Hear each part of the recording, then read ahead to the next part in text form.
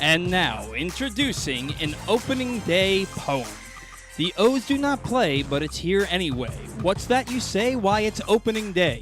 There's hot dogs galore and peanut shells on the floor, even though it's raining here in Baltimore. So plop down on the couch and turn on the TV. Watch the Brewers and Cubs, or the Mets in D.C. Settle in, grab a beer, because it's finally here. We can finally say that it's opening day. Oh yeah, he's Glenn Clark. Okay. Good morning, it's Glenn Clark Radio. I'm Glenn, he's Paul. Busy day ahead of us as we are going to celebrate, unlike anyone has ever celebrated before, a 30th anniversary in one day. No one will ever have a 30th anniversary in one day party like we're having today, as just the way that the timing worked out. We're going to chat about the 30th anniversary this week of the first ever game at Camden Yards. Rick Sutcliffe will join us in just a bit. Larry Lucchino, man whose vision brought us Camden Yards, will join us a little bit later on in the program. Looking forward to catching up with both of them. Also this morning, we are going to chat with Boye Mafe, one of the top edge rush prospects in the NFL draft. The Minnesota edge rusher will check in with us later on this hour. And we're going to have a conversation with Danny Manning, the former interim Maryland basketball coach. Obviously, it was a weird year. There's no getting around that. It was a weird year for Danny Manning. We will get his thoughts on all of that. Maryland basketball moving forward. Imagine maybe there's some disappointment that he didn't get the gig, things like that. We'll chat about it all with Danny Manning here coming up in just a bit. So all of that on the docket today, as well as Weekend at Bookies, brought to you by the FanDuel Sportsbook at Live Casino and Hotel. Every other Thursday at 11:40 a.m., we bring you Weekend at Bookies, along with Simply the Bets every Tuesday at 11:40 a.m. Andrew Steckel will join us. We'll get the Stetson figures. We'll get the fine lines with our guy Brad Feinberg from Bet Prep. All of that on the way this morning at 11:40. So an insanely busy day with much to do. Speaking of the FanDuel Sportsbook at Live Casino and Hotel, don't forget that's where Drew Forrester and I will be this Sunday for the final round of the Masters. Hope you come join us. Great giveaways, free rounds of golf. We are giving away free rounds of golf Sunday during the final round of the Masters. Drew's got to do his radio show from 12 to 2, so he'll be coming down and meeting me whenever he finishes that. And we will be with you for that final round to see who it is that wins the green jacket and to try to help you win some money. Drew will be there to be a not-so-pretty face. I'll be there to be the golf expert. That's the way it will go. Look forward to seeing you in the FanDuel Sportsbook at Live Casino and Hotel. So, speaking of which, right now, the latest. Something called a Migliozzi is leading the Masters. Captivating. Tiger tees off in 30 minutes. All right. It's not on TV. You can stream it, but it's not on TV. It's the dumbest. It's so stupid the way they do this. It's always been this way. And, they've convinced themselves it makes them more exclusive, which is exactly what they want. They want to continue to portray themselves as being the most exclusive place on the face of the planet. So it's more exclusive that you can only watch for 4 hours a day on TV. That's so dumb. But it's always been dumb. How's a golf channel not? It's just dumb. It has nothing to do with everybody wants it. They won't let you. It's these, and look, I don't want to do this because everybody's excited about the Masters, so I'm just going to leave it alone. Glenn, you sound sexier today. Alone. I don't know what that is because I don't think it's allergies. I have no idea where that came from. Maybe just need some water, honestly. That could be nothing other than that. I don't know what that's all about, but anyway, that's the way it'll go. Hey, quickly, a couple things. One, yesterday, a few of you, including Paul and Ovilando, asked me to talk about a group of Maryland women's basketball players all transferring. Angel Reese leading the way, Mimi Collins and Ashley Owusu, some of their top players all choosing to transfer. And the fact that, yes, it is a bit of a pattern that we've seen a number of Maryland women's basketball players transfer over the last 5 years. And I poked around a little bit on it. I didn't want to speak about it until I had poked around a little bit on it. And I did poke around a little bit on it yesterday. And the first thing I was told was like, look, it's not as nefarious as you think it is, or as not I think it is. Some people think it is. There are different scenarios with each player. Now, that doesn't mean it's not concerning. I was also reminded there are currently over 1,000 women's basketball players in the transfer portal. 1,000 Division I women's basketball players in the transfer portal. So,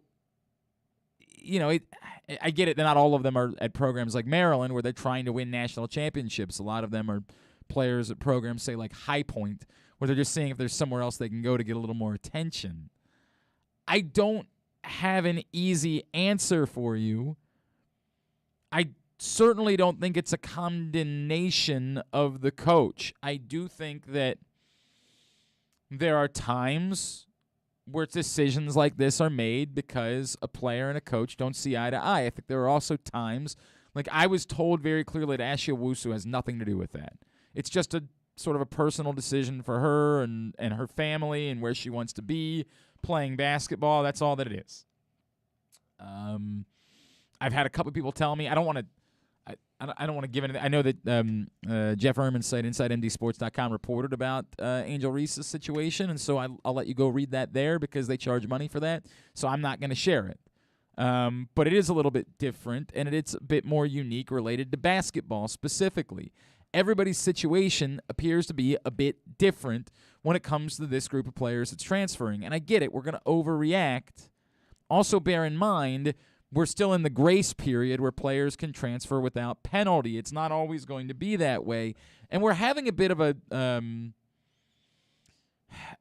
don't know, a reckoning maybe is the word. I think there are people that didn't really want this, that said they wanted there to be more power for players until they realized that meant the players were going to use that power. I have no issue with this. As we've always said, coaches can leave whenever they want to leave. Mark Turgeon quit on his team this season. And I get it. There was conspiracy there. Maryland was happy to have him go. But he left. So why should a player be beholden to have to stay? If Mark Turgeon had been offered a job at the end of the year to go coach somewhere else, he could have done that. Doesn't appear as though he's going to choose to, but he could have if someone had wanted to hire him. This is the problem that I have. The idea that it's somehow a bad thing that players are transferring or that they get at least a one-time option to transfer without penalty. Some players are transferring multiple times. I've never understood why that's something that we should think is a problem. I went to multiple colleges during my collegiate career. Me too. I didn't have to pay a penalty when I did it.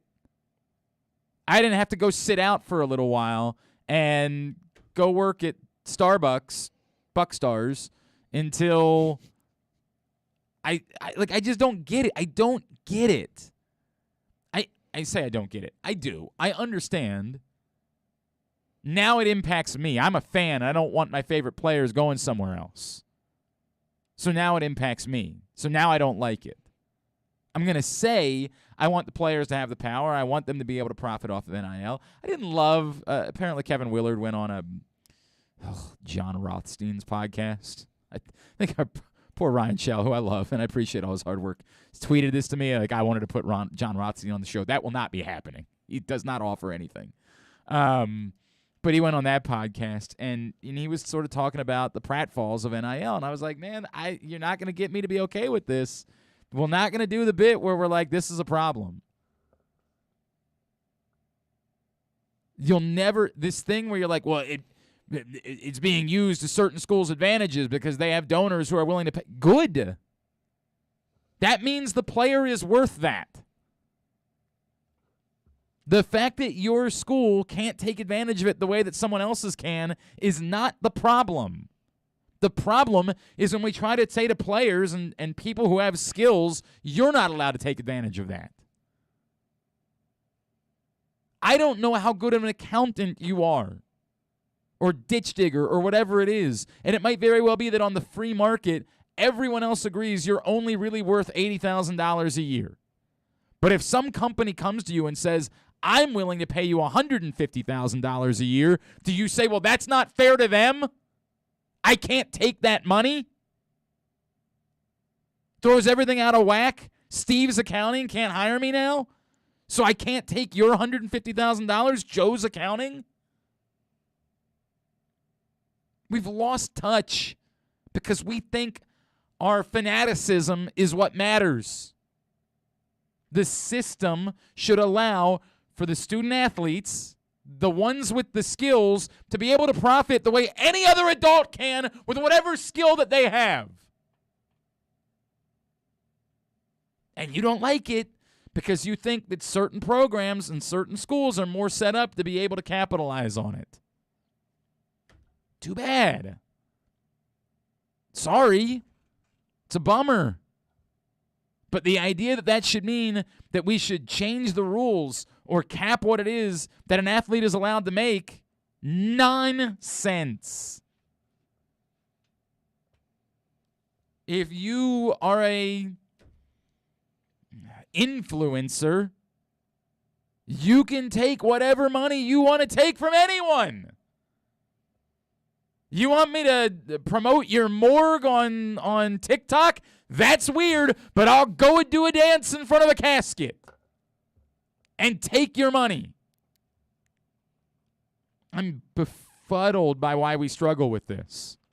This is the system that we want because it's the fair and equitable system. Because the benefactors are supposed to be the ones with the skills. The people that we want to watch play the sports. And if our schools that we like get left behind in the process, it ain't their fault. And I'm not saying that's necessarily even what happened with like the Maryland women's basketball team. I think, in fact, that Angel Reese was doing fairly well NIL-wise at Maryland. It's just that this is the thing we complain about because all of a sudden, now wait a second, we were okay with this, but 3 players have left my favorite team. It's just about NIL. That's all it is. NIL ain't the problem. And it's also not the responsibility of anyone related to the University of Maryland or any other school to make sure they're giving more money in NIL deals to student athletes. It's not their job or their obligation. If you're a fan of the University of Maryland, you probably like that. You'd love it if there was some wealthy donor who owned a company who was like, hey, every student athlete at Maryland, I'm going to give them X amount of dollars to promote my company. You'd love that because it would probably be helpful and it would make more kids want to come to Maryland to take advantage of that NIL deal. But it's reality. They don't have to do that. If you don't like it, I don't know, start a company. Go be Elon Musk. Start a company. Make a lot of money. Give it to kids to get them to come to your favorite school. That's how you can solve the problem. I get that's not really something that you can do, not tomorrow. But this is the way the world works. I mean, life's tough. Get a helmet. It's from Boy Meets World. No, I love it. It's one of my favorite things in the world. We lose our minds about it. It just sort of it blows me away when we lose our minds about it because I just sort of say, like, I don't know what you thought was going to happen here. And this isn't the problem. It's not. And, you know, if Kevin Willard is concerned about the fact that maybe Maryland's a little bit behind, and we've heard that from a few people, that Maryland is a bit behind in NIL in comparison to other schools. If Kevin Willard's concerned about that, here's what I would encourage you to do. Win. You know what happens when you win? More area businesses are invested. More money people want to be involved. They might be more inclined to spend money on players. And if that's the case, those players might be more inclined to want to come to Maryland. But it's got to start with winning. Isn't this kind of like a chicken and the egg situation, though? Yes, where you can argue that, right? It's more difficult. How are you going to start winning if you don't have that inherent? You can have that conversation all you want. And so we can come back to saying, hey, this is all Mark Turgeon's fault because they were no good when NIL was implemented. And so there was less investment from the Maryland community, the business community, to try to invest NIL money in Maryland student athletes. but you're going to have to make it work anyway. Mm-hmm. The notion that every team that succeeds is the team that's getting the most NIL dollars is simply untrue. Now, there is probably a correlation, but do you think the St. Peter's kids were getting the most NIL dollars? Or do you think they went out and won basketball games? Gary Williams won a national championship without a single McDonald's. I mean, that's a different conversation because there was no NIL at the time, right? Like but nobody had the advantage of being able to offer money. Legally, I'm sure somebody was offering money. Mm-hmm. This is a different conversation. Now we're talking specifically about you're allowed to do it, and I'm telling you, there's no way that the kids at St. Peter's were profiting off of NIL. Not before they made this. I mean, some of them were probably making a little bit of money, but like certainly not the way that other schools were. There's no chance that St. Peter's kids were making more NIL money than Kentucky kids were. Right. And who won that game? Go in, and you might get the NIL thing lifted up a bit. Go in. That's my answer. Complaining and bitching and pissing and moaning about NIL is for the birds, dude. For anyone. From anyone on the planet. You're behind. The world has moved on. You can join if you want to join. You can whine if you want to whine. But we're moving on. We're not going back. If we do, shame and a pox on the NCAA. These young people, like anyone else on the planet, deserve the right to be able to profit to whatever extent they can profit off of their skills. And if that profit is greater at Oklahoma than it is at Illinois, so be it. Believe it or not, young people that have a certain skill in New York might be better suited to profit than young people that have a certain skill in Missoula, Montana. The world ain't equitable. But that doesn't mean the people that are involved should be forced to take less. That's nuts. It's been sticking in my craw for a couple of days, man. It really has. It's been bugging me, some of the things that I've been seeing. All right. When we come back in, we are going to celebrate the 20th anniversary. Well, the 30th. Sorry about that. 30th and 1 day anniversary of the first ever game at Camden Yards as baseball indeed gets underway this season day. The Orioles are off. They will play tomorrow. Today's show brought to you by the Stan the Fan Variety Hour. Drew Forrester joins him tonight. We'll cover a lot of ground, including the Masters, of course. And if you missed Jim Poole early in the week with Stan and Ross, I encourage you to check that out. Facebook.com/PressBoxSports or PressBoxOnline.com/radio. It's Glenn Clark. No, it's PressBoxOnline.com/video is where you find that. We're radio. It's Glenn Clark Radio. Sports fans, the wait is over. The all-new FanDuel Sportsbook is now open at Live Casino and Hotel in Hanover, Maryland. This is your chance to win big right in your own backyard. Bet on every sport with self-service kiosks and watch all of the action from the best seat in the house. Make every moment more at the all-new FanDuel Sportsbook at Live Casino and Hotel in Hanover. Please play responsibly. Gambling problem? Please call 1-800-GAMBLER or visit mdgamblinghelp.org. The newest edition of PressBox is available now. On the cover, we celebrate the 20th anniversary of Maryland men's basketball's 2002 NCAA Tournament Championship, as Gary Williams reflects on how the program rose from the ashes of NCAA sanctions to the pinnacle of the sport, and why his perspective of the title run has changed now 2 decades later. Plus, Juan Dixon, Lonnie Baxter, and the rest of the team relive the moments that ultimately led them to cutting down the nets in Atlanta. PressBox is available for free at over 500 area locations, including 60 Royal Farms stores. And you can always find the entire edition, as well as the best daily coverage of the Orioles, Ravens, and Terps at PressBoxOnline.com. Answering Baltimore's calls for help, running in when others run away, working together toward one shared vision for a thriving city. That's your Baltimore Police. But the department needs more good people, people like you. Join a proud new generation of Baltimore Police and make an active difference in your community. Start with competitive wages and excellent benefits on day one. Join for good at bpdrecruit.org. Gambling can be a fun and entertaining experience, but there are risks involved. If you're planning on betting on the game at the casino or on your phone or computer, know your limit, stay within it. Set a budget and a time to stop. Remember, gambling isn't a financial solution, and it doesn't mix well with alcohol or drugs. Know the risks and have a plan before you begin gambling. For free and confidential services, call 1-800-GAMBLER 24/7 or go to helpmygamblingproblem.org.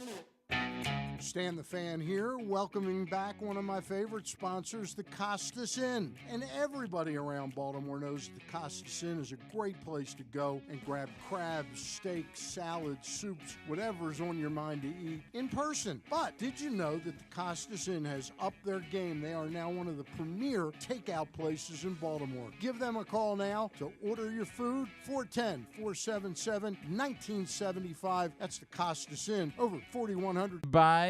This one's brought to you by your local Toyota dealer and buyatoyota.com. Make the most out of every day in a Toyota RAV4, available in hybrid or gas-only models. The RAV4 can get you where you want to go in style. Check out buyatoyota.com for deals on new RAV4s from your local Toyota dealer today.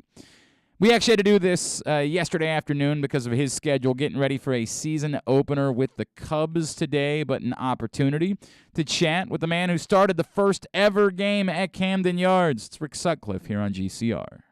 This week, we are celebrating the 30th anniversary of the first ever game at Oriole Park at Camden Yards. I remember it like it was yesterday. On April 6, 1992, this man mowing down the Cleveland Indians en route to a complete game shutout. It's a pleasure for us to welcome back to the program former Orioles pitcher. He's an analyst for the Cubs out on Marquee in Chicago. He is the great Rick Sutcliffe, and he's back with us now on GCR. Rick, it's Glenn in Baltimore. It is always great to catch up with you, sir. Thank you for taking a couple of minutes for us. Glenn, it's great to be with you, and I'll promise you this, it never gets old. Talking about 30 years ago and opening day there, and, you know, I'll be honest with you, I owe most of the credit to Johnny Oates. Obviously, he never threw a pitch, but it would have never happened for me without him.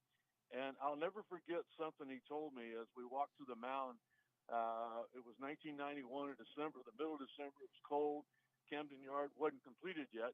But it was just him and I on the mound, and he goes, "Hey, I want you to look around because you're going to throw the first pitch ever in this ballpark." And, you know, I really had no intention of signing with Baltimore. I had a lot of other options. I didn't know what I was going to do. And he goes, "Look at me." He goes, "It'll be a day you never forget." And you know what? I mean, 30 years later, he could not have been more right. Wow. It's so powerful. I remember talking with you, Rick. We chatted actually 10 years ago on the 20th anniversary of the first game. Yeah. And it was powerful to me then, listening to how the reverence that you have for this moment. And I'd say that because you accomplished so many things in your career. You did so many incredible things, winning a Cy Young Award and going to All-Star games. And yet listening to the reverence you have for this moment in a place where you spent, you know, kind of a blip of your career at the tail end is powerful to me. Why does it mean so much to you that you were the guy, not just that started, but had such a great performance in that first game at Camden Yards? You know, Glenn, I think first of all, the fact that, you know, those 2 years I was there, I never played in front of an empty seat. I knew going in from my experience playing with the Cleveland Indians and coming to Baltimore, I knew all about the Oriole fan and the Oriole way and how much they love baseball, they love their team, how much they knew about the game. And, you know, that was an exciting part about it. And, you know, just thinking back on that day and just how lucky I was for Johnny to have said that. And then, Glenn, as you remember, I told you the same story 20 years ago, but there's people listening now that might not have heard it. It might not have been alive when we talked the last time. But, you know, with 2 weeks to go in spring training, I went to Johnny and I go, "Johnny, you're making a mistake." I go, "Mike Mussina's a lot better than me." And he looked at me laughing, and he said, "Ben McDonald's better than you, too." He said, "But here's the deal. I don't want them pitching on opening day. I don't want them dealing with all of that. I don't want them to have to face everybody else's number one starter." We finished in last the year before in 91. Yep. For us to be a contender, we need to be well over 500, and you're going to hold your own, and we're going to get above 500 on the arms of those two guys. And again, when you look back, I was 16 and 15, and those guys carried us. We were on Toronto's tail pretty much the whole year. It's a great point. It's a really great point. Rick Sutcliffe is with us as we celebrate the 30th anniversary of the first game at Camden Yards. Rick, did you know, look, we all know it's been a difficult time for the Orioles, but nothing about the mystique of the ballpark has changed. It set the standard, and it continues to be amongst the most revered baseball stadiums in the world. What did you know when you walked in the first time about how special it was and the impact it might have on the next 10, 20 years of the game of baseball? Glenn, Johnny pointed out a couple of things. He said, look over here and it'll remind you of Fenway. And he says, look there and it'll remind you of Wrigley.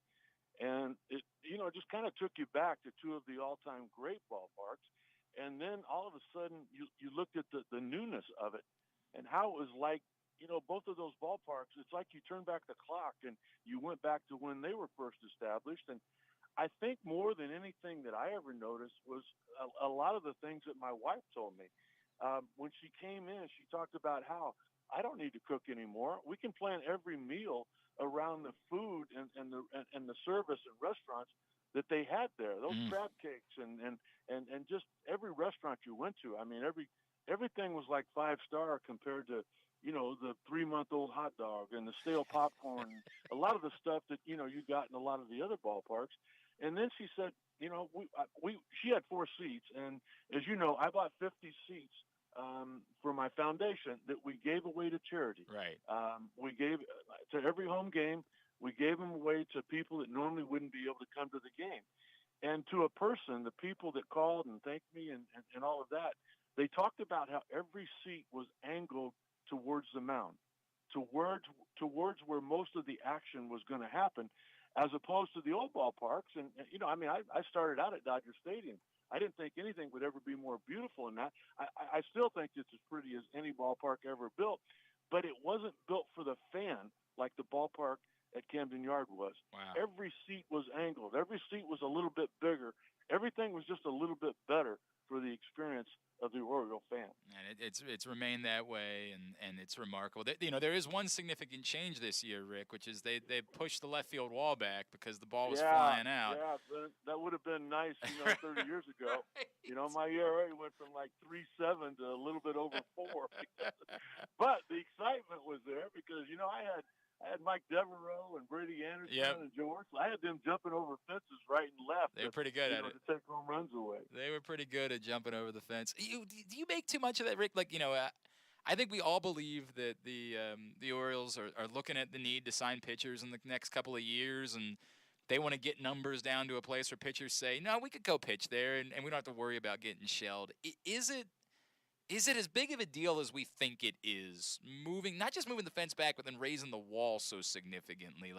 Will it make a drastic impact on the way that we've watched baseball in Baltimore over the years? I think that's such a great question, and I think there's more to it, Glenn. Okay. I think the fact that every ballpark's going to have a humidor now, I think that's going to play into it. I think, now there's one standard rosin bag for everybody. I saw it in spring training. I held it. It's going to give you a better grip on the baseball on days when it's really hot, as it can be in Baltimore. I think there's a lot of things that's going to go into maybe cutting down the strikeout, taking away some of the home runs, and creating more action, which is what all of us that are in the baseball business or as a fan or whatever, you just want to see something happen. And I think that there's a lot of things that are going in that direction. It's so funny you say that, Rick, because and maybe as a pitcher, you might argue against it.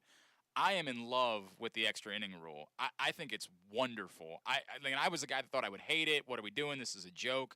And the first time I saw it, I said, oh, my God, this is baseball. This is not 6 innings of guys going up and swinging for home runs, and it's unwatchable.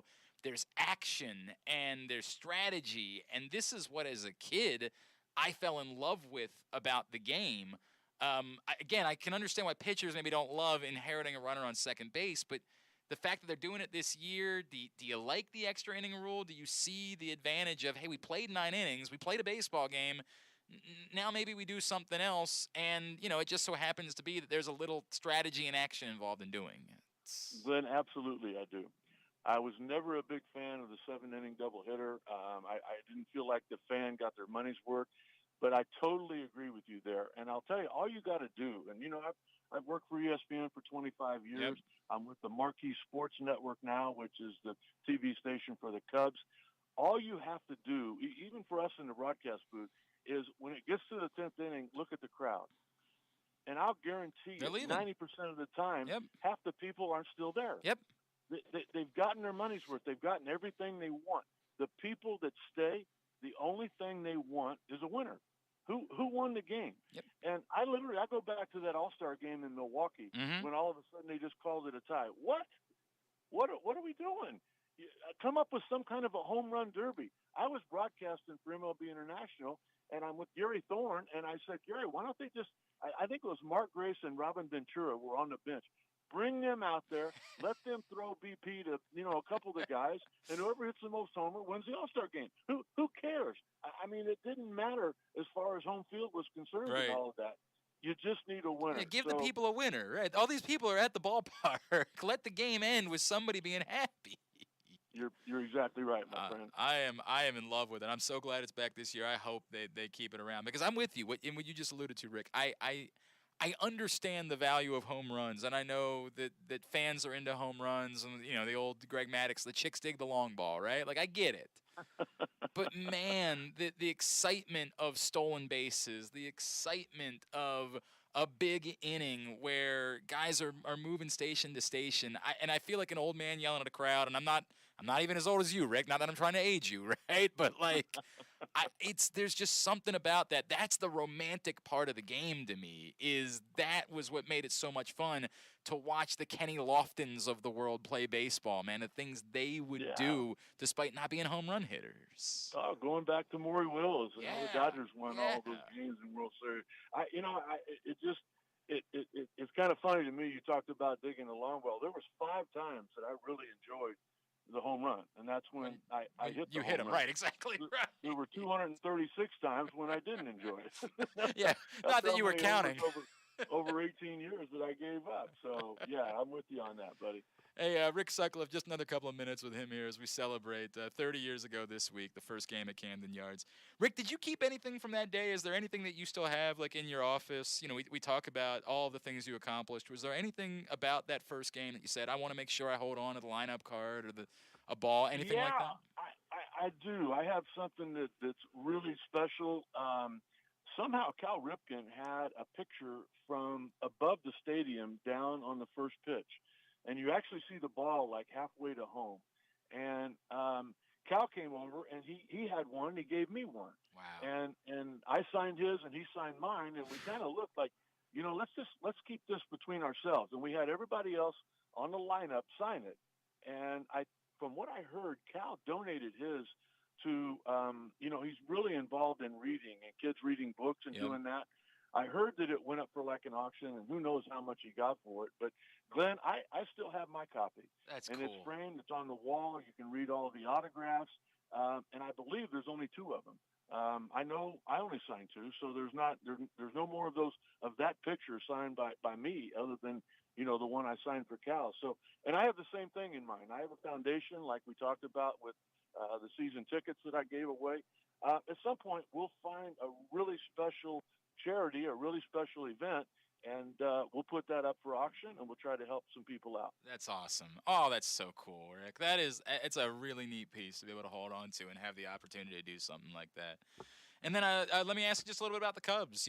Probably not the same excitement that there was for a few years, but there's still a lot of pieces there, and a division that kind of seems like it's still pretty wide open. How you feeling about the Cubs as we get the season underway?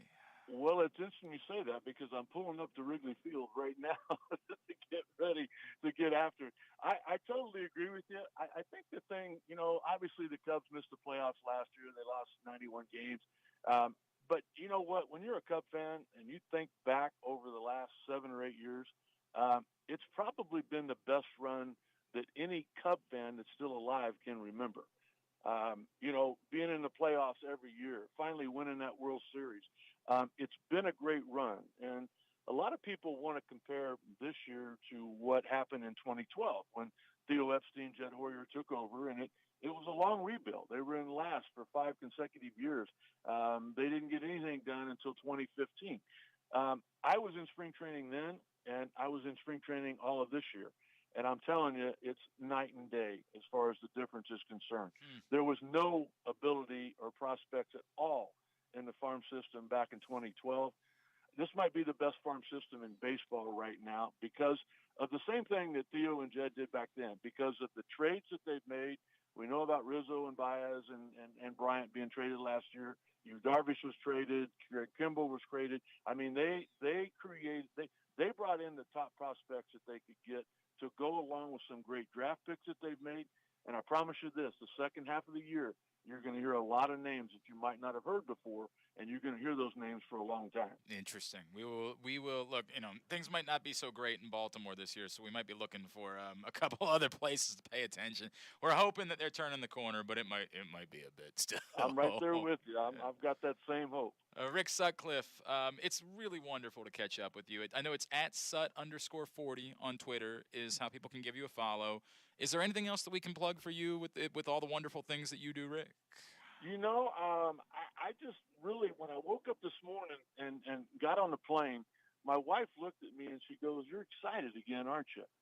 And I go, "Yeah." I go, what is it? And she goes, "Well, the last couple of years it's been different."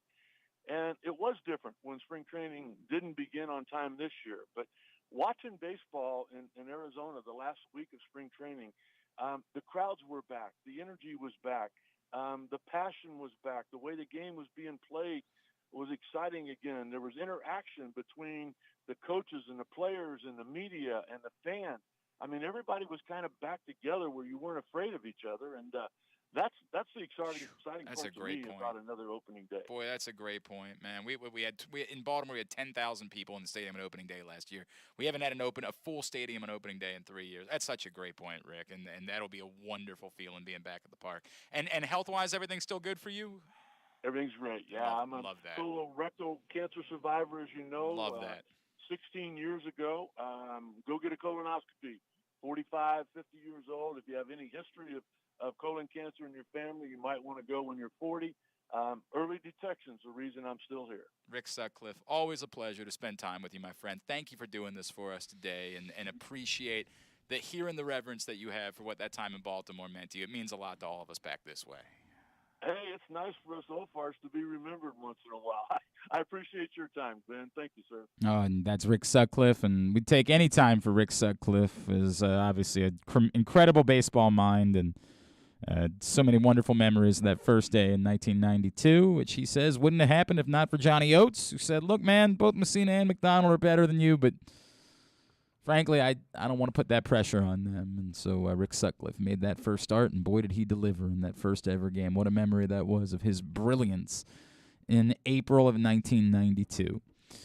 All right, today's show also brought to you by the Baltimore Police, who are looking for some folks. Join a proud new generation of Baltimore police and make an active difference in your community. Start with competitive wages and excellent benefits on day one.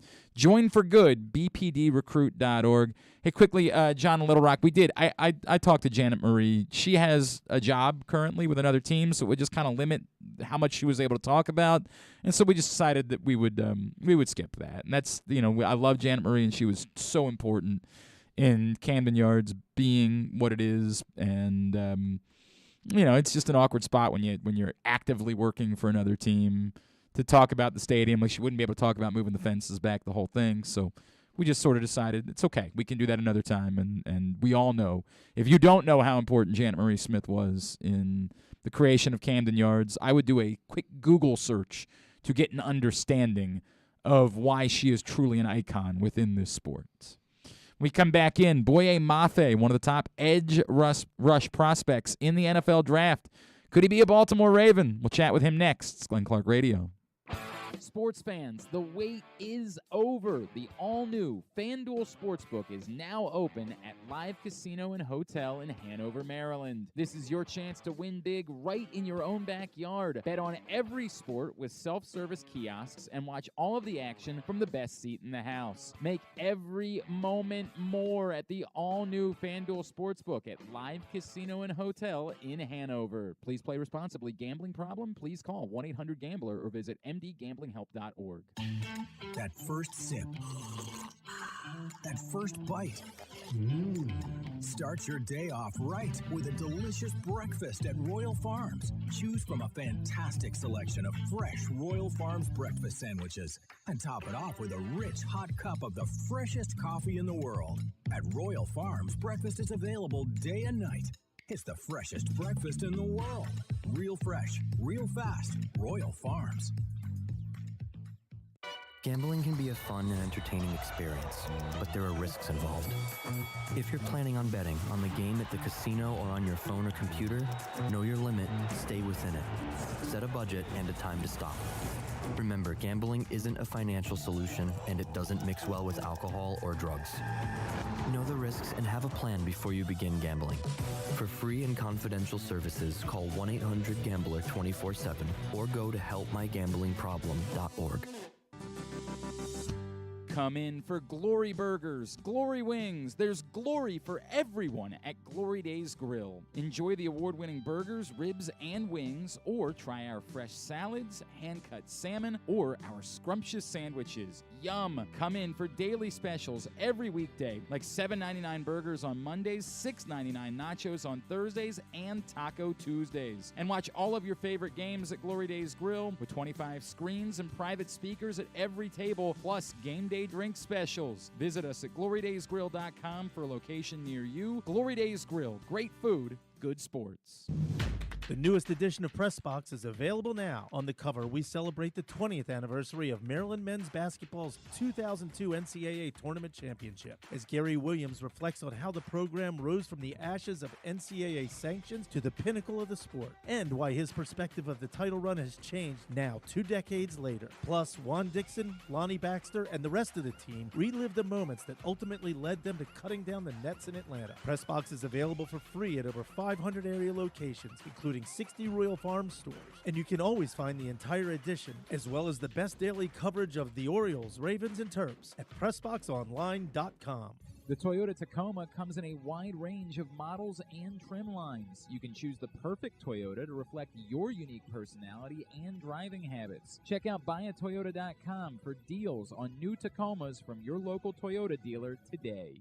If you miss anything, don't forget that you can find whole shows later on Spotify, Apple, or Amazon Podcasts. It's Glenn Clark Radio. Use the code PRESSBOX, and when you make your first deposit up to $100 at Underdog Fantasy Football, we will match it with free money for you to play with. UnderdogFantasy.com or download the Underdog app.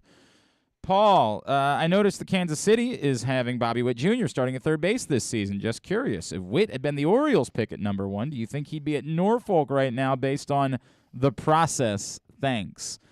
No, I don't. Paul, I don't think that. I guess the only argument you could make is he's a few years younger than Adley Rutschman, and so there would be maybe some conversation about his age. But I think it's pretty clear that the questions that we had about whether or not they had gone far enough in the new CBA with incentivizing whether or not top prospects should be on rosters, the answer is yes, it's overwhelming. As it ain't. By the way, this was the conversation that Stan and I had yesterday on One More Thing, which we now do every Wednesday around 3 o'clock. You can watch that at facebook.com/PressBoxSports.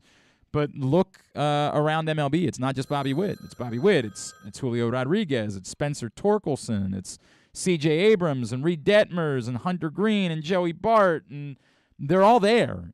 And it's pretty clear that Adley Rutschman would have been there as well. Unfortunately, he just got hurt, and so he's not there. Now, I get it. Bobby Witt is a few years younger than Adley Rutschman, but again, the point is they're all there. It's clear that Major League Baseball teams have been incentivized to make sure the top prospects are on the opening day rosters, and to me, that's very encouraging. We had that whole conversation about Buster Olney yesterday and what he tweeted about tanking still exists. Well, it wasn't going to change in 3 weeks.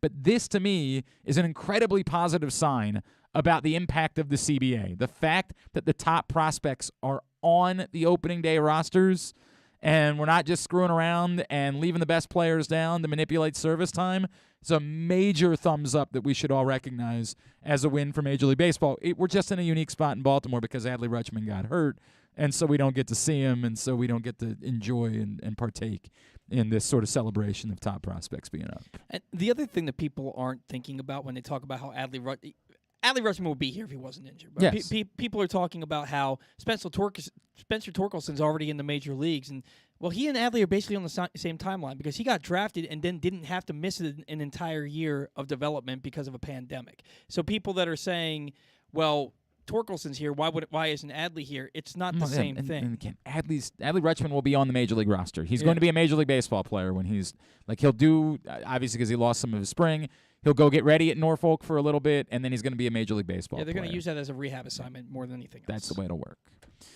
NFL Draft just a couple of weeks away, and a name that the Baltimore Ravens might very well end up calling, perhaps as early as the first round. And boy, the way he's trending, maybe with the 14th pick overall. This man really turned heads at the Senior Bowl and continues to prove to people just how dominant he is. He is Minnesota edge rusher Boye Mafe, and he's with us now here on Glenn Clark Radio. Boye, it's Glenn and Paul in Baltimore. It's great to chat with you. Thank you for taking a couple of minutes for us this morning. Yeah, thank you for having me. Appreciate you guys for having me on the show. Absolutely, man. It's great to chat with you. I think your story's fascinating, Boye. We, of course, got to know Adafe Owe here in Baltimore last year and see how important his Nigerian heritage is to him. Like the night we met him, he was like, hey, by the way, my name's Adafe, and that's what I want you to call me moving forward, and this matters to me. And I was doing some background on you, and I learned about your story of going to Nigeria and spending a year there as a young man at boarding school. How important is that heritage to you? And you've seen it almost feels like Nigerian players are sort of having a moment in the NFL in recent years. How cool is it to be a part of representing your heritage now as you make this jump? I mean, it means the world to me, honestly. For me, I've always wanted, to embrace my culture and be able to, show that Nigerian players are able to play in the NFL and have a stature and have a place in the NFL. And I mean, for me growing up, my compass, how I direct my life is through the culture and everything I was taught from my parents to my relatives to everybody in the community, and it really shaped and molded me into who I am today. I mean, it's powerful. What did that year do for you going to boarding school? Did it, in your maturity and who you are as a man at such a young age to be spending time on the other side of the world, right? What did that do for you in molding you to this point? I think the biggest thing is that I matured a lot. At a young age, I was 13 years old in another country by myself in boarding school. So, I mean, you have to grow up really fast to be able to, withhold and be able to understand and keep up with everything. You don't have your parents there to hold your hand and take care of you through everything. And I really had to grow up really fast and mature and learn how to take care of things on my own. And, I would do it again in a heartbeat. It was a fun year. I learned a lot about myself, and I learned a lot from people there, made some really good friends that I still stay in touch with today. And, I mean, it's something that it's one of those experiences that not a lot of people can say they've done, and I'm grateful that my family was able to have, my dad was able to do that for me. That's really cool. That's really cool. Boye Mafe with us here on GCR.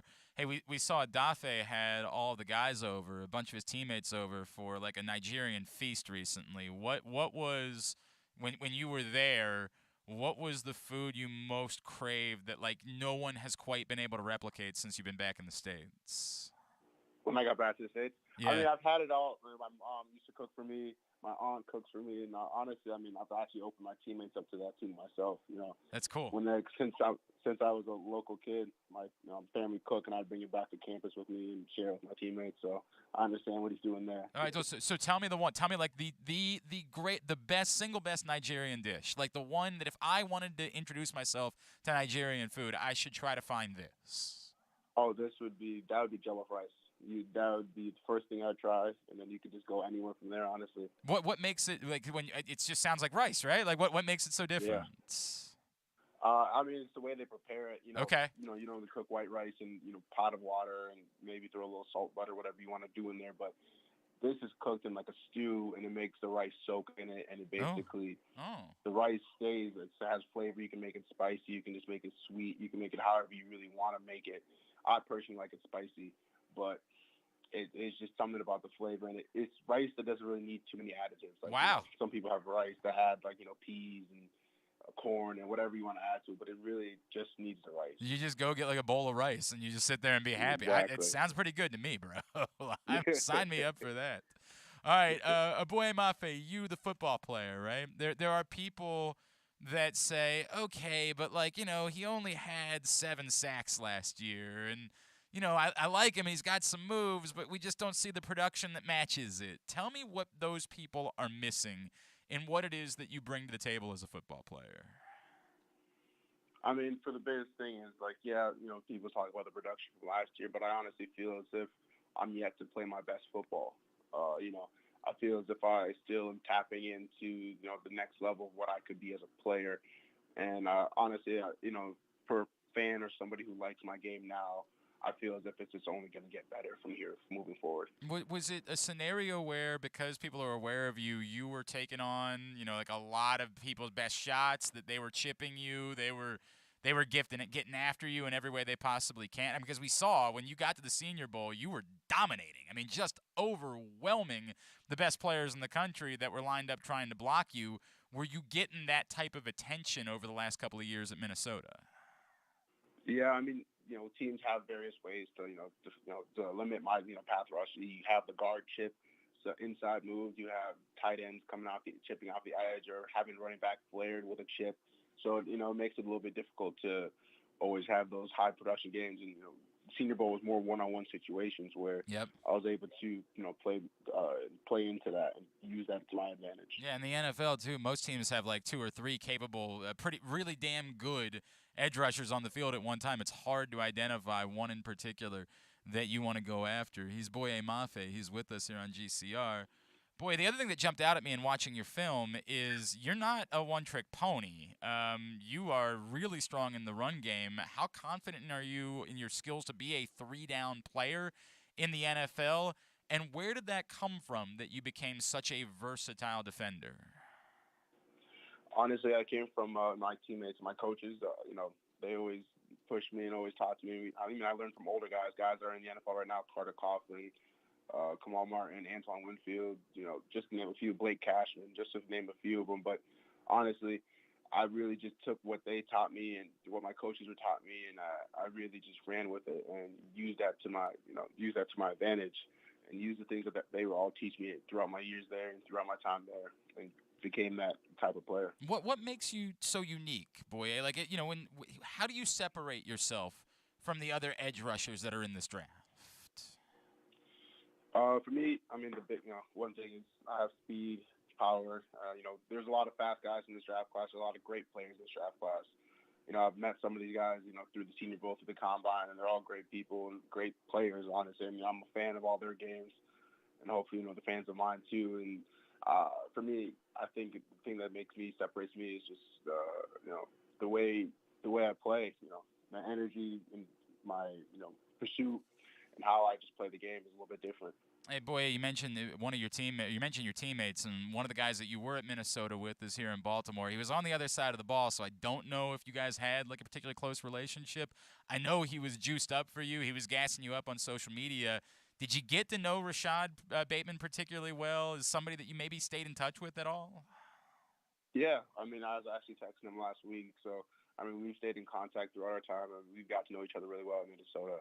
That's a friend of mine, and he, especially in Minnesota, we were a really tight-knit group as a team, and we cared about everyone there. There wasn't really egos, essentially. It was just more of just like we're all in it together. So yeah, I'm really close with Rashad. He's a cool guy. That's a friend of mine that that's something I know very well. It'd be kind of neat if things were to work out that way, that maybe you guys got to end up hanging out. I get it. I know you're excited wherever it's going to be, but it would be kind of neat if it worked out that way, wouldn't it? Yeah.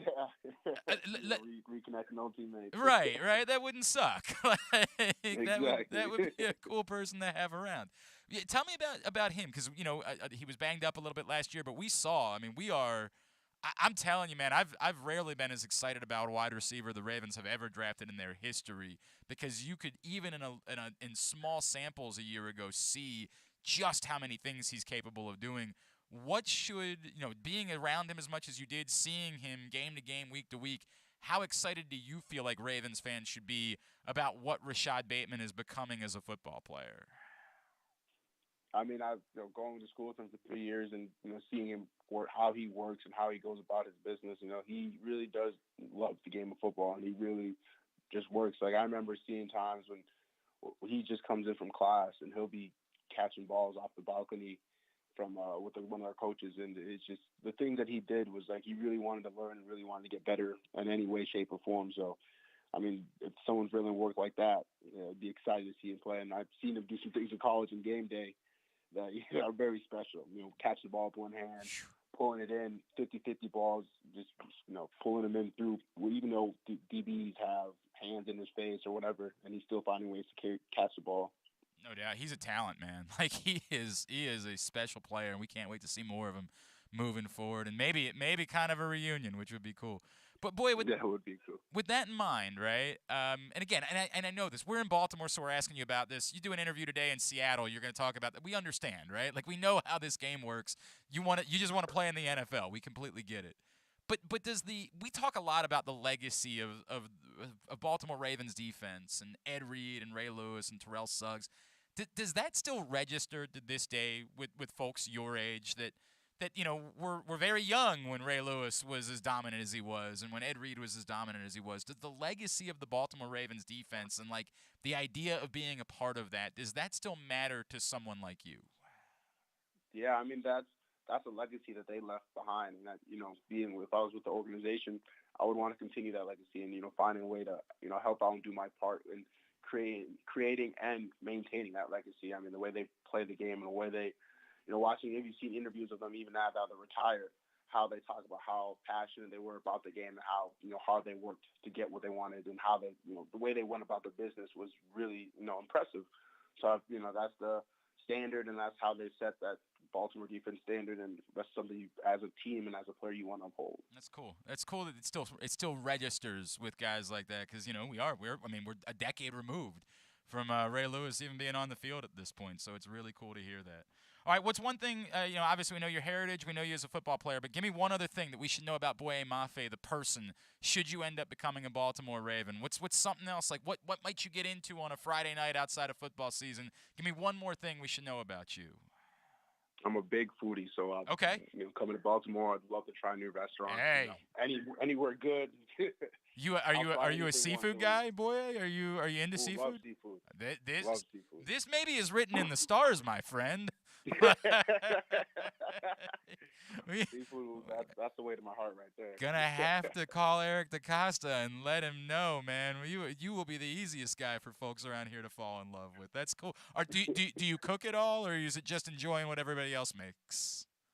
No, I love to cook. That's cool. Cooking anytime. I like to, right now I've been really big on YouTube and the cooking channels and trying new recipes. And really, when I see something that looks really good on YouTube, I try to replicate or make it myself. So, if you had an interview today from MasterChef, what would be the meal that you would make to try to get yourself on the show?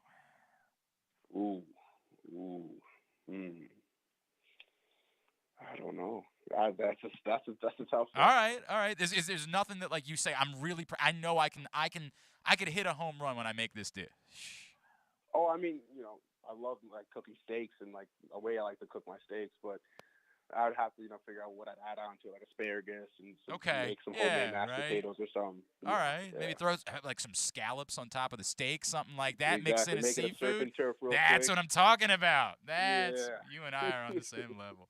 All right, Boye Mafe, where can people be giving you a follow? Twitter, Instagram, anywhere like that as you continue this journey? I mean, both Instagram and Twitter, BOYAA_ on Instagram, and then Boye_Mafe on Twitter. Give him a follow there. Boye Mafe, man, how cool would it be? If you didn't say Baltimore, I'm telling you, seafood is on us as soon as you get to town, we will make sure we take you out and get you hooked up. Wherever it ends up being, you're such a good dude. We're going to root for you. Just please understand, if it ends up being Pittsburgh, we know you're going to be excited. Don't be offended by what we say about you on social media. We promise it's not personal, all right? I appreciate it. Thanks for having me. Absolutely. Thanks for taking the time, man. Boye Mafe checking in with us, one of the top edge rush prospects in the NFL draft. Great dude, by the way. Tremendous conversation. Really enjoyed that a great deal. And look forward to seeing how it plays out for him. A guy that has really risen, was talked about as like a second, third-round guy, but after the Senior Bowl, there was this common belief that he was moving towards, the top of the second round and into the first round maybe. And, as we said before, if your guy's your guy, go get him. Get your guy. That's what I would say. Go get your guy, whatever it takes. If you think you can do that and also acquire some assets in the process, tremendous. Love that. Love the idea that maybe Boye Mafe is your guy and you can get him at 23 and acquire a pick or something along. That would be tremendous. That would just be swell. But whatever you do, get your guy, if that's your guy. And Boye Mafe is a very talented. He is a hell of a player. And know the risks and have a plan before you start gambling. For free and confidential advice and services, call 1-800-GAMBLER or go to helpmygamblingproblem.org. We are into hour number 2 of the program. Larry Lucchino is going to join us in a bit. We had to do this a little bit earlier on because of his schedule, and we didn't get a chance to do this, actually. It just didn't work out timing-wise while he was here at Maryland. So this is our first opportunity to catch up with him as he spent a good portion of this season as the interim head coach at Maryland. He is Danny Manning right now here on GCR. Well, joining us now here on Glenn Clark Radio, a man who I imagine is still riding high after his Kansas Jayhawks won the national championship on Monday. I know he was down in New Orleans. And a man that we got to know for a little bit this season and in unique circumstances as he ended up being the interim head coach at the University of Maryland and helped guide the ship for what was obviously a very difficult season for everybody. It's a pleasure to welcome for the first time to Glenn Clark Radio, Coach Danny Manning, who's with us now here on GCR.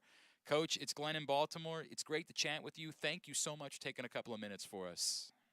Well, thanks a lot for having me, and very happy with the outcome of the Final Four. It was a good night, good night for the Jayhawks. It's really funny you say that. It jumped out at me, and I'll present this to you. We had Gravis Vasquez on the show on Monday morning, because he was down there working the broadcast for Westwood One. We had an event together. You know what? He mentioned that. He mentioned and he mentioned that he had the opportunity to tell you how grateful he was, and I thought that was a really neat moment. But Gravis was talking about that something that he thought was maybe missing, and he put it on himself. He said, "Look, I got to do more. Is I need to create more of a family atmosphere with Maryland basketball and former players and." Looking at you guys there on Monday night and seeing all of you that were so invested and how much it meant, can you tell me what that does for a program to have such a connection with the alums, guys that want to be a part of the program even though they have no official title, and how important that is for any major college basketball program? Well, I can speak on the Kansas piece. That's part of our culture. It doesn't matter who you play for coaching-wise. It doesn't matter if we were teammates. If we all wore the uniform, there's always love. There's always a great embrace. And there's always an immense amount of pride in the program. And that's just kind of how it's been. Every time that we talk about all the time, you come to the tradition and you leave a part of it. And we're all fortunate and blessed to be a part of it, but it's something that we take a great deal of pride in, and we definitely try to support as much as we can when we can.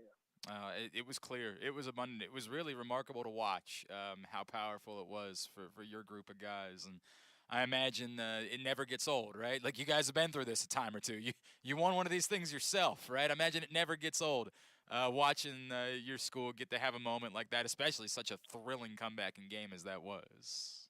Yeah, it was a very, fun game. Obviously, you say that when your team wins, but, for us, we have reunions every 5 years, the basketball reunions, and if you come back, you try to get back for it. And it's always a wonderful time because you get a chance to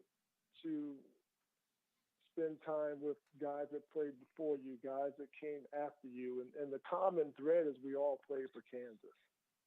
And so there's always a great deal of interest in what each individual is doing individually, but also collectively, from wherever we're at, we always have a huge badge of honor knowing that we all wore the uniform and we understand what the culture has created here at Kansas. Danny Manning is with us here on Glenn Clark Radio. Coach, I had Fats on last week, and I was really blown away because he was so overwhelmingly positive about his time at the University of Maryland and the impact it had on his life. And I was like, wow, it's hard to fathom that given everything that you've been through, right? If I just asked you generically to describe what the year was like for you and your experience at the University of Maryland, how could you best describe it? Very grateful for the opportunity. And I say that because I get a chance to work with some quality young people day in and day out. I'm doing something that I love to do and being able to share some of the experiences I had to help them on their journey. And, whenever you get a chance to have an impact, you get a chance to lead, it's a privilege. And for me, the privilege came in an unexpected form or fashion, if you will. Mm-hmm. But yet, nonetheless, it's still the same impact of wanting to make sure that these young men felt supported, they felt loved, and they felt we were going to go into every game knowing that we put forth a great deal of fight, we'll give ourselves a chance to be successful. And so, for me, that was my motivation, was to go out and do the best I could and make sure that we played hard, we played together, we played unselfishly, and we did whatever we could to try to be successful on the court and also off the court. And, so that was, the game plan from my eyes. Danny, you obviously, these were difficult circumstances, right? This was not what you, this wasn't what you signed up for, right? Right. When you settled into the role as coach, did you find yourself saying, "I'd like to stay"? Were you at all disappointed that Maryland went a different route? How did that play out for you as you became, you were clearly for a while the head coach at Maryland? I'm a competitor. I want to be successful in any endeavor that I partake in, but I also understand the business. Been in it for quite some time now. My father was in it, and so it's unpredictable, and you can't control it a lot of times. What you can control is where your 2 feet are at that moment, and where your heart is at that moment, and that's all I try to. That's what I worried about. What I'd like to have, continued on being the head coach at Maryland? Yeah, absolutely. Mm-hmm. And maybe I would have had an opportunity had we won more games if when you talk about it like that. But at the end of the day, it was still an experience. I'm grateful for the experience. I'm grateful for the relationships and the opportunities to make new friends and build upon relationships during my time there. And, when I look back on it, it will be fond memories, for sure. What did you learn about just the program itself, the area? I think one of the things that people there are a lot of people that believe that Maryland is an exceptional, maybe top 15, top 20 type of job in college basketball. But, the results haven't necessarily, borne that out for a while now. I mean, it's been 20 years since they've been in the Final Four even. What did you learn about Maryland itself? And when you describe the place to someone, what do you tell them about Maryland basketball? Well, I think Maryland basketball, that there's a great tradition. There's a lot of history. But I also think that Maryland basketball fell behind in terms of moving on with the time. Just from the standpoint of facilities. Yep. And things of that nature. You don't have a practice facility. Right, correct. Right? Yeah. So hopefully that's going to change shortly, but you're right. Yeah, I mean, hopefully, you know. right. It will change. It will change, but I'm just saying, the top programs in the country have a practice facility. 1,000%. And they've had one for a while, right? Right. And so I think the potential is definitely there with the history and tradition of the program, but I think facilities got to catch up and put them back in the ballgame. Did you have a conversation with Kevin Willard at all? Would you be interested in having a conversation with him to tell him anything about the job? What's that? I can't. Again, it comes off awkward to me when I think about it. But you guys are all in this business together. Mm-hmm. Well, I think Kevin knows what he's getting into. I've got no problem. We bump into each other out on the road, or we bump into somewhere and sit down and chop it up and visit. If that happens, that happens. That's okay with me. But he's also got to create his own journey, his own path, and how he wants to do things, and move forward from there. So, I've taken over jobs where I've had a chance to speak with the coach that was there before me, and I've taken over jobs where I haven't had those conversations. And at the end of the day, you still have to do what you feel is best for the program under your leadership. He is Danny Manning. He's with us here on Glenn Clark Radio. Danny, I wanted to ask you about a couple of the young men that you worked with, and in particular, in Baltimore, we're very selfish here, and we love Baltimore. When Baltimore kids get to have success at Maryland, it means more to us. It's just the way that it is. And what we saw from Juju last season, it really felt like there was something there and the potential for him to become a true star in the coming years. What did you learn about Juju? And I guess we still have to wait for him to officially declare, but we see him still working out at Maryland and acting like he's part of the program moving forward. How special do you believe that young man is capable of being? I think Julian is scratching the potential of what he's going to be as a basketball player. And I say that for a lot of different reasons. And the first thing I'll say is, a lot of times when you're a big guy in high school, you don't consistently get to play up against guys of your size night in and night out. And you spend the majority of your time as a true big in high school avoiding contact. Because anytime somebody runs into the paint and bumps or hits you as the bigger guy, most high school officials call a foul on you. So having said that, you're not used to consistently banging and leaning on bodies similar size. So when Julian got to college, that was just one of the things he goes through. And that's not a knock on him. I went through that. Every big guy goes through that just because you don't see that type of size on a consistent basis. That's a great point. Day in and day out, from practice to game, from practice to game. And so, you get used to banging bodies, and the non-conference banging, you're going to play some Power 5 schools, and it'll be similar to what you face in the Big Ten, but it's not the Big Ten until you get there, right? Yep. And so Julian gets to the Big Ten, and he has to play up against the big fella from Penn State, John. He has to go up against the two-headed beast in Purdue. He's got to go up against the long bigs of Wisconsin. And so Hunter Dickinson, right. Every night out, Julian came out, he competed at a high level. And I think as he continues to grow and develop and have a better understanding of what he needs to do to be successful, he's going to be off the charts. His basketball IQ, his understanding of the game right now is really high and very good.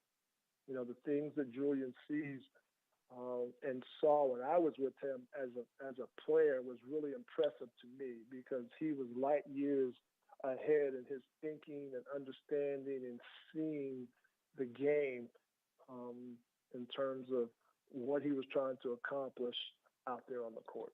I mentioned Fats a second ago, and it was so much. He brought so much joy. It was such a joyous thing to watch him play basketball this year. He, of course, everybody points out his size, and it's hard for someone that size to make it at the next level. You, of course, had an unbelievable career in the NBA, Danny.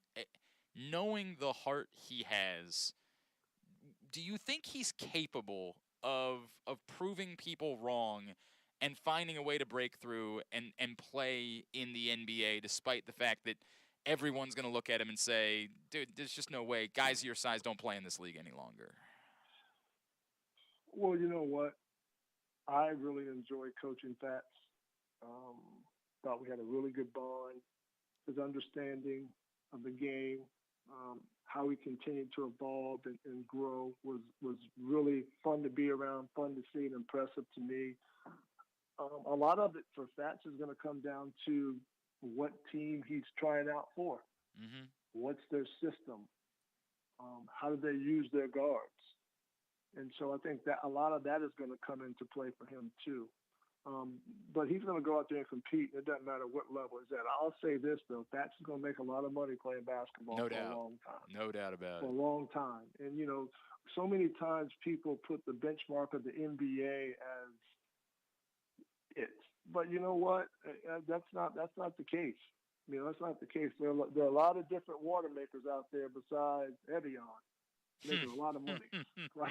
So, a lot of it just is going to depend on what works best for you. But at the end of the day, I was fortunate and blessed enough to play in the NBA 15 years. Yep.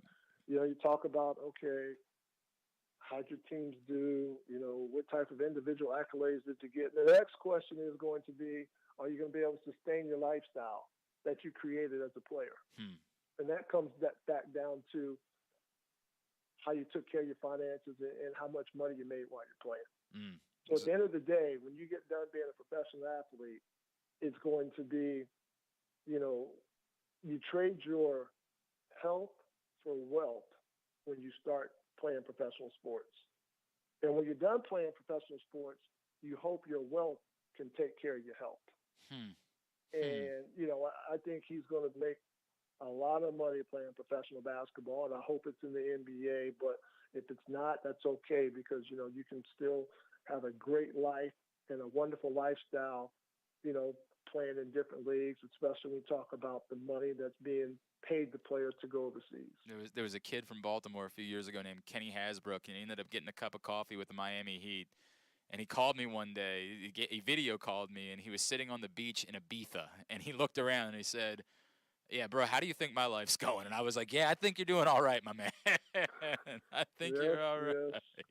Yes. And here's the deal, too.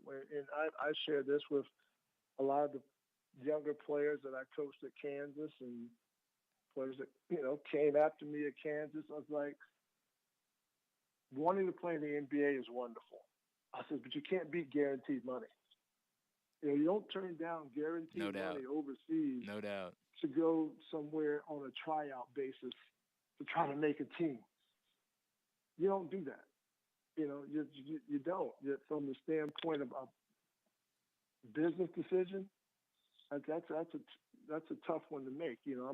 I'm gonna give you a contract, and if you make it, good, or I'm gonna give you another contract that is guaranteed. I'm taking the guaranteed money. I mean, I don't blame you at all. Not even a little bit. I think it would almost be crazy not to. Danny, if I could, I know I'm going to have to let you go here because you're doing more of these today, but every year, it's been a while, we're still looking at, technically the last Big Ten team to win a national championship was Maryland, but when they were in the ACC in 2002. And with another kind of disappointment, there are a lot of critics that say the style of play in the Big Ten, that's not going to work. You can't win national championships that way. After spending a year in the conference, what do you make of the criticisms of the style of play? Is there any legitimacy to the idea that if you want to make deep runs, if you want to win national championships at places like Maryland, you might have to buck the trend of just trying to compete playing Big Ten styles of basketball? I just think that's hogwash. Just to be honest with you, that's the adjective I'll use. The Big Ten is to me was probably the toughest league that I've ever had to coach in, to be honest with you, across the board, top to bottom. Just because the styles of play, I mean, they're similar to a certain extent, but everybody has a unique spin on it. The basketball, the pure basketball, was really impressive to me. The different coaching styles, challenging, and then of course you have great players and really fun venues to go into and play. So for me, the Big Ten, I got a chance to check off a bunch of bucket list venues that I never had a chance to go into, but I've watched on TV many times, being a part of the Big Ten this last year. So I do think teams from the Big Ten can be successful in the NCAA tournament and go on long runs, but it's hard, and people don't understand that. It is very hard, it's very challenging, and a lot of things have to work out in your favor for that to happen. And a lot of times the casual fan doesn't get that.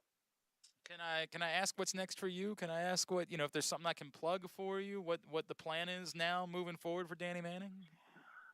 I don't know right now. I've just taken a deep breath, kind of decompressing a little bit.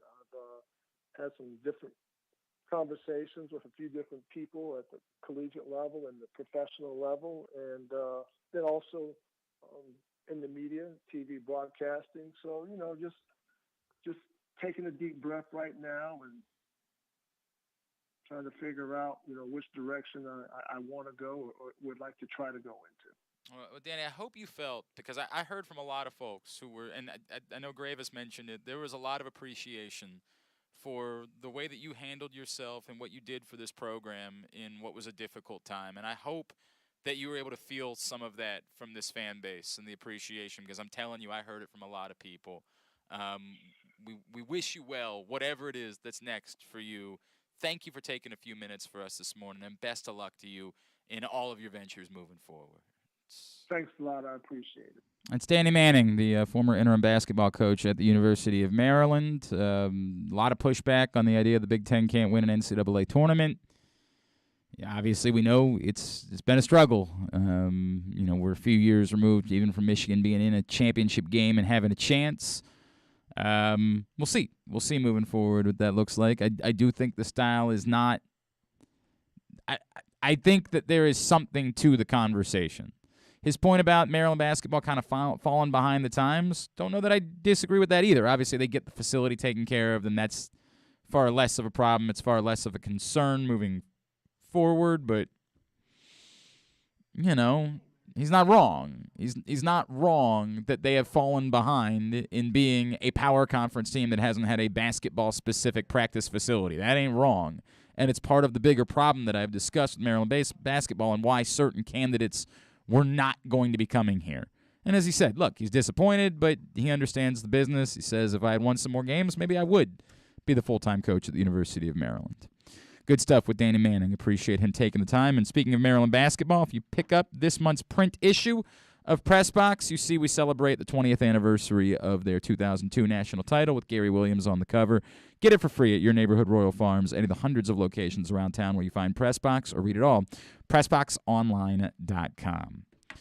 Speaking of anniversaries, we are celebrating today, one day late, the 30th anniversary of the first ever game at Oriole Park at Camden Yards. Rick Sutcliffe joined us a little bit earlier on, joining us now. The man whose vision really was quite responsible for the fact that we have an Oriole Park at Camden Yards.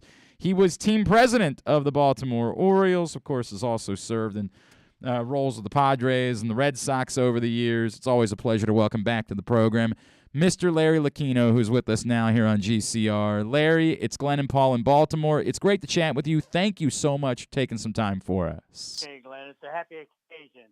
We need to celebrate the 30th anniversary. It's hard to believe that it's been 30 years, but it has been. It's been longer if you count the time that it was only existed in my imagination.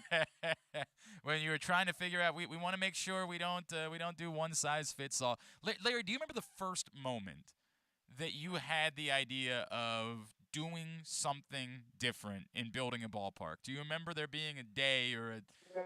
In the early I can remember the context. I was Edward Bennett Williams' law partner and went in to see him talking about the Orioles and suggested that we build a baseball-only facility.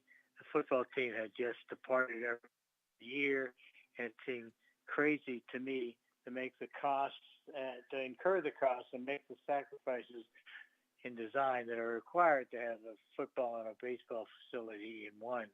And therefore, we should try to do it in one. And I remember the look on Williams' face as though I had said something as, he said, wait, you don't want to build one facility, you want to talk about building two?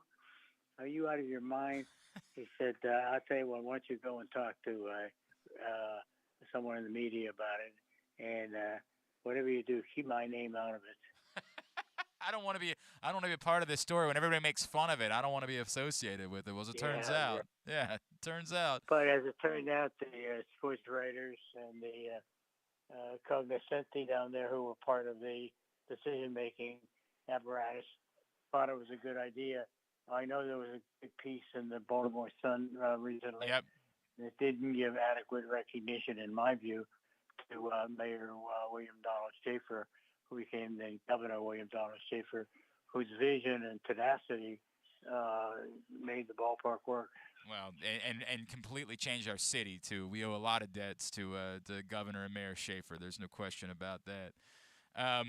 Larry, in making it real, right? What was the most necessary? Maybe it was Mr. Schaefer, but what were the most necessary steps in changing this from just a concept, a crazy idea, into the ballpark that we now say changed the game of baseball? Well, I think that's an easy one. Jana Marie Smith was a woman just looking for a job. She wrote me an over the transom letter applying for a job with the Orioles. She was about to be rejected when I said to Calvin Hill, who was then our director or vice president of human resources, that I was drowning in this Camden Yards stuff. Interestingly, around the country, the place is known as Camden Yards. In Baltimore, it's known as Oriole Park. It's a kind of a split in identity. But in any event, when we hired Janet, she gave life to so many concepts: the steel frame building, just the little design touches in places, the 1890s Oriole logo at the end of each row.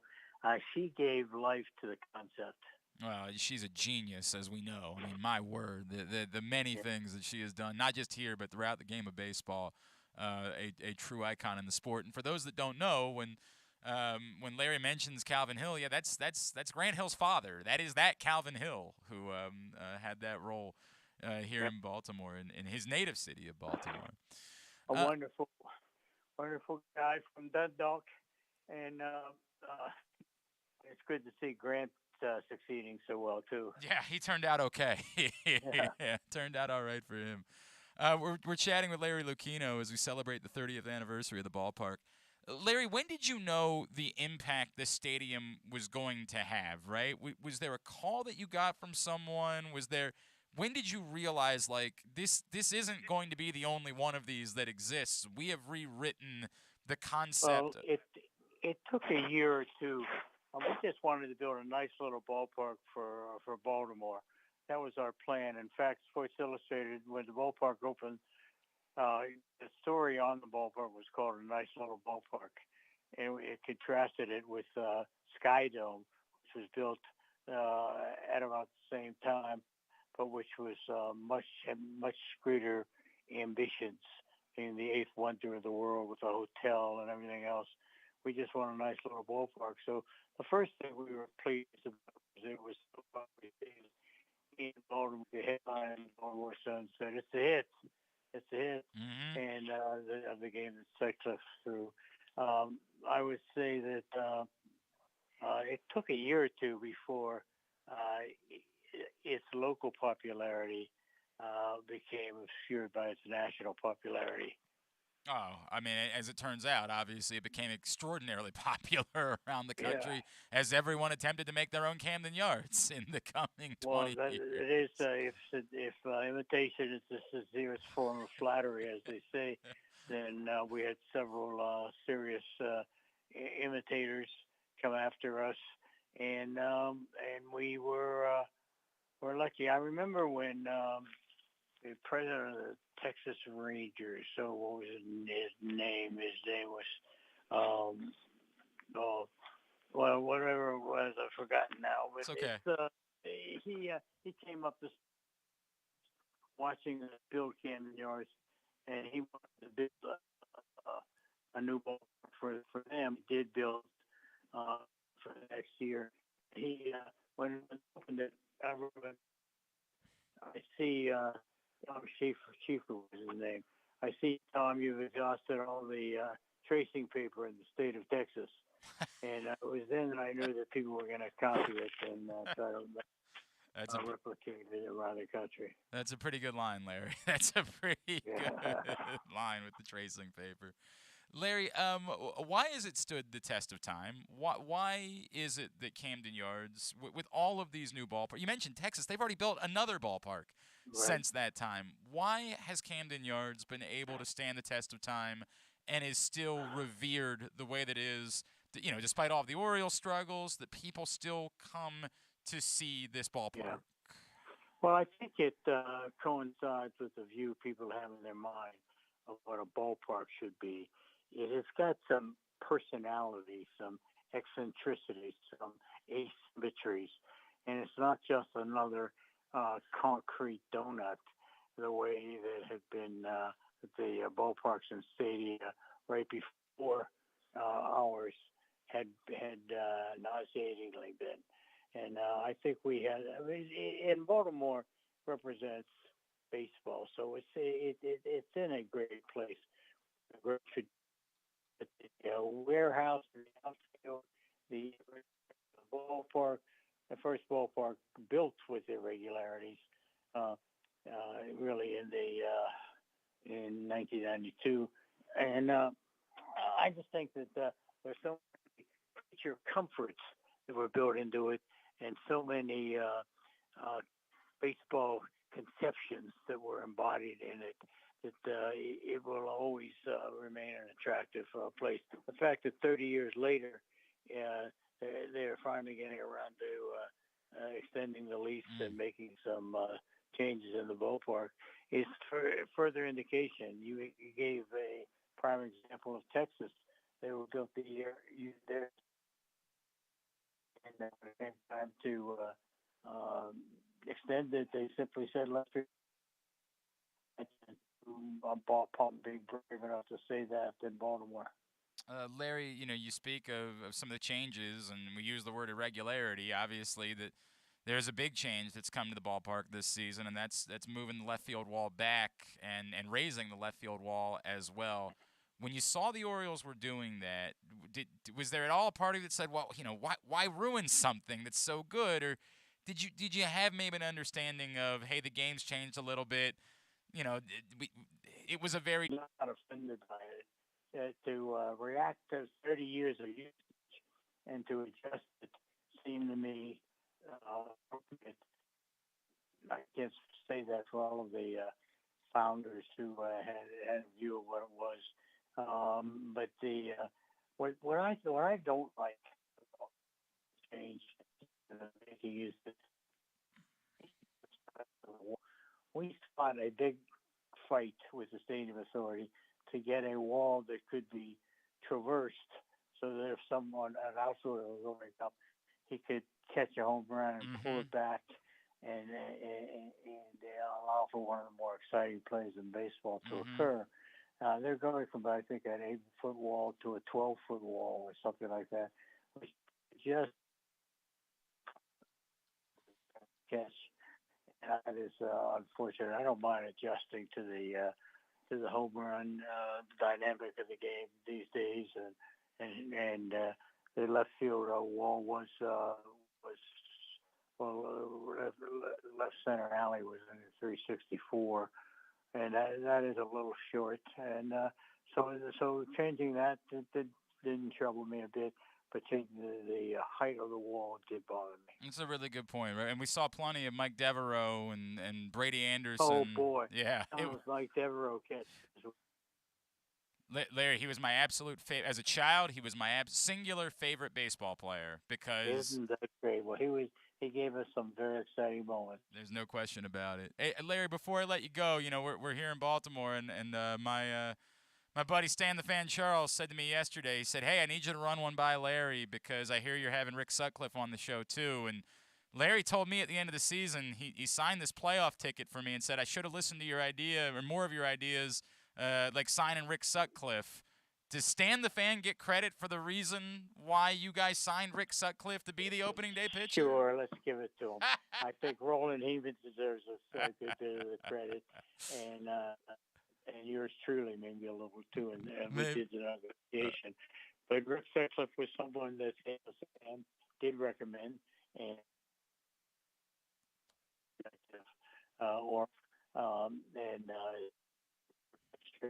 and is also part of baseball history. He's a terrific guy as well as an outstanding baseball pitcher. So he's a great piece of iconography. No question about it. No question. Larry Lucchino, it's so great to catch up with you, sir. Thank you, Andy. Really appreciate taking the time and helping us celebrate the 30 years of just the most incredible ballpark that's done so much for our city. Baltimore should celebrate.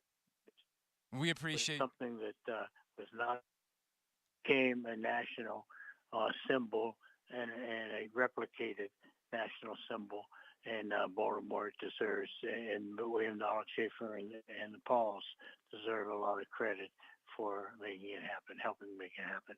Larry Lucchino, thank you so much for taking the time for us this morning. Continued health and good fortune to you and your family, my friend. Thank you very much. Thank you, Andy. Former Orioles president Larry Lucchino. Apologize. I know there were some phone issues in there. We did our best to make it work, but I didn't want to. I didn't want to miss anything he was saying. Unfortunately, in the concept of doing that, we were missing things that he was saying, and I apologize for that. But I hope that what he did say and what you were able to hear was powerful enough that it made it a meaningful conversation. Appreciate Larry Lucchino taking a few minutes, and his point is well taken, right? I don't mind that they moved the wall back at all, right? Like, the game's changed, home runs, the whole thing, but it is a fair point. The home run robbery is one of the most exciting plays in all of baseball, and while in left field you argue now it's become more of a place where you're just sticking a positionless player out and saying, go get him, do your best, and those guys are less likely to make super amazing, leaping catches at the wall, you still like to have it as an option. You'd still like to have it as a possibility because it is one of the more spectacular plays in all of baseball. You can still do it at Elrod's corner is what fans are starting to call it now. Yeah, I've heard that. You can it's specifically where the jet comes in. Yeah. But that's center field. You know what I mean? Yeah. Like it's not going to happen. You can't do it in left field. I will maintain the argument that the most home run robberies generally happen in center field, and the most exciting ones, with the exception of Devereaux's, in left field. But I also think that's in part because you typically have more athletic players playing in center field, right? Like I genuinely believe that part of that is the fact that we've kind of made left field right field west a little bit as terms of who we line up out there. In fact, I have to do some more of this. It feels almost like there have been more well-rounded athletes playing right field in recent years. Well, that's than where even you want your playing, best arms. You're specifically related to the arm, right? And because the guys that have the best arms are typically the guys that are a bit more well-rounded athletes, it feels like, I'm trying to say this in a nice way, the donkeys have shifted more towards left field, and that leads to less spectacular. You get more Manny Ramirez running around in left field, not really trying, but, hey, we got somebody else we need to DH tonight, so stick Manny out there for a little while and let him run around. It just feels like part of it has been the way we've treated the left field position. There are fewer Brady Andersons that play left field. Now, if you're an athletic outfielder, you're just going to play center field. Austin Hazo, he's playing left field for the Orioles. Yeah, I mean, for now. He's arguably their best outfielder. I agree. I don't know that I think that if you ask me to pencil in whether Austin Hayes is going to be a major league player for 5 years, I'm still ways away from having any confidence that that's the case. He's got to stay healthy. And at some point, again, remember before that they were letting Ryan Mountcastle run out around in left field, and Trey Mancini. Guys that are positionless players that aren't. Even those guys are capable of catching the ball at the wall, and that's the bummer. The bummer is it's just not an option at all anymore because even the positionless players could still. It might not look as spectacular. A 6-inch vertical. Mark Smith out but there. They were still doing it. Yeah. You were still seeing it. It was still a possibility. That's gone now. Yes, it was not like the catch that Billy Hamilton made the other night. Holy F. Doing that in spring training. Running up the wall like he was Bo Jackson. Bro, maybe save that for a real game. We'll just see a lot of doubles robberies instead. Yeah, I don't really know that's the It's same. not the same thing because there's no crowd directly exactly behind right. you. It's just not the same. Not the same. All right, tidbit brought to you today by Glory Days Grill, where all weekend long, today through Sunday, they've got to celebrate the start of baseball season, the Danker Dog. It is a loaded chili cheese dog.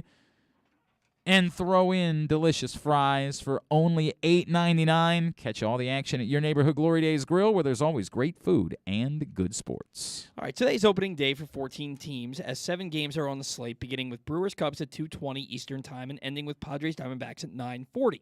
There were supposed to be 9 games, but games between the Yankees, Red Sox, and Mariners Twins were postponed due to inclement weather, leading credence to Glenn's thought that every stadium should be a dome, especially in Minnesota. Did you know that Bryce Harper is the active leader in opening day home runs with 5, leaving him 3 short of the all-time record held by 3 different players who all, at one time or another, played for the same franchise, though not necessarily at the same time? Sure. Who were the 5 players in Major League Baseball history with at least 7 home runs on opening day? I can tell by your scoffing. I think I know one of them. I do think Frank Robinson is on this list. He is tied for first with 8. So now the question becomes... 3 of the other 4 are Hall of Famers, if that helps. 3 of the other 4 are Hall of Famers. So these are guys that played for the Reds? There are 2 guys that played for the Reds in their careers. Yeah. Well, I mean, if they weren't guys that were known as Reds, like I was going to say, Tony Perez, Joey Votto. You're missing the obvious one. Like you just mean we should... What you're saying is I should just be naming the all-time greatest Cincinnati Reds? I'm so confused by what you're trying to say. This guy's a Hall of Famer who played for the Reds. It was his second team.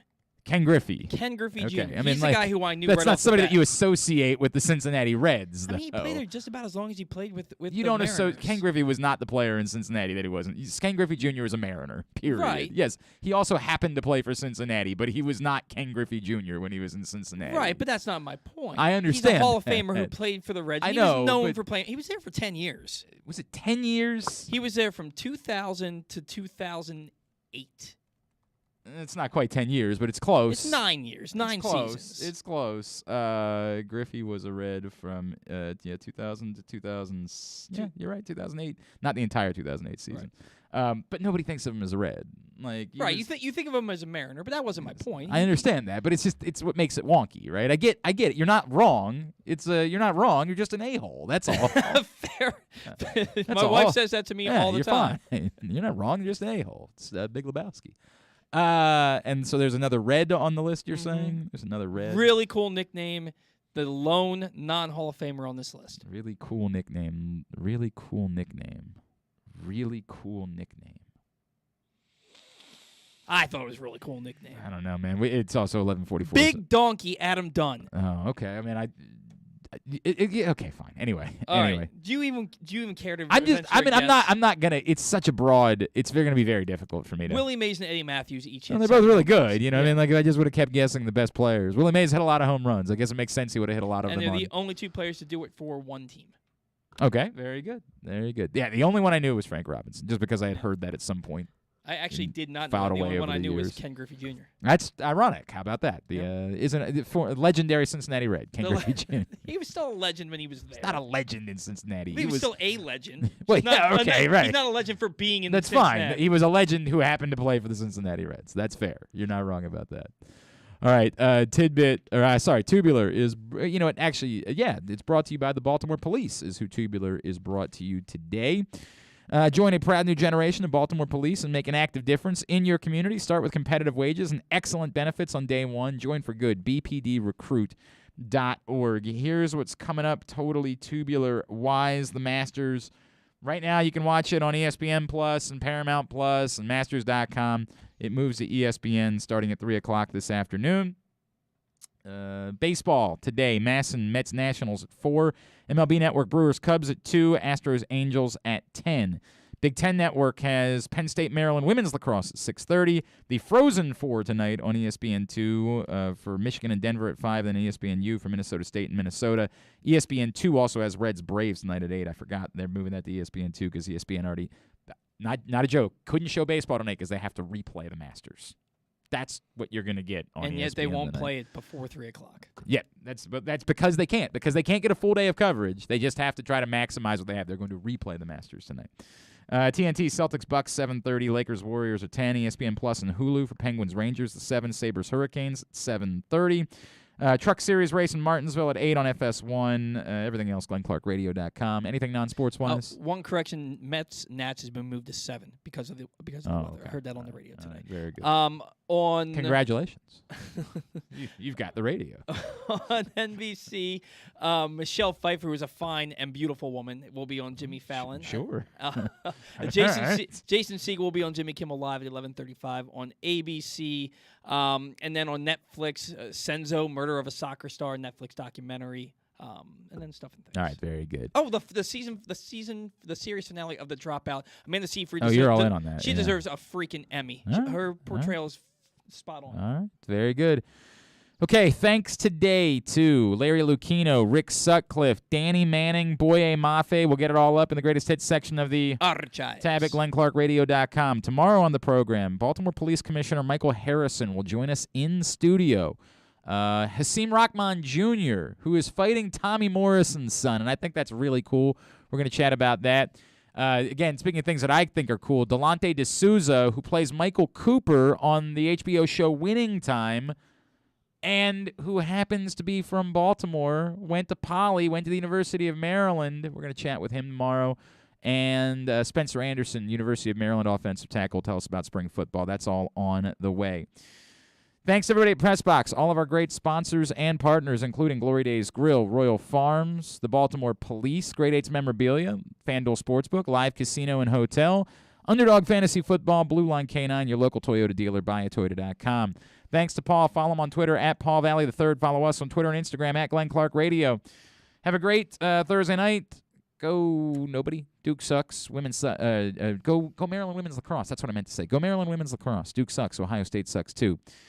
If you're with us on audio, do nothing. If you're with us on video, give us a minute. We'll be right back with Simply the Bets.